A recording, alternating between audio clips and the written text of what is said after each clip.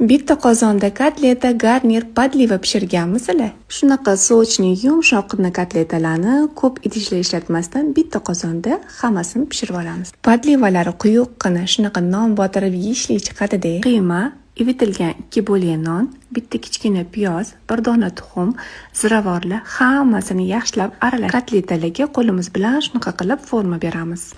Kotletalarni qozonga ko'proq yog' solib qovurib olamiz. Hamma kotletalarni qovurib olgandan keyin kerakli yog'ni qoldirib, qolganini olib qo'yamiz.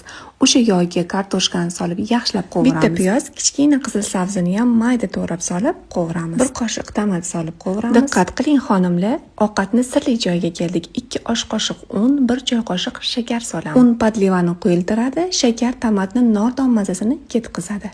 Suv solib qaynab chiqqandan keyin 20 minut past olovda qopqog'ini yopib dimlab pishiramiz. Endi kotletalarni qaytarib qozonga solamiz, ustiga lavrover list, bir bo'lak sariyog' solib yana 10 minut dimlaymiz. 40 minutda shunaqa mazali yumshoq taom tayyor bo'ladi. Ko'p idish ishlatishingiz ham shart emas.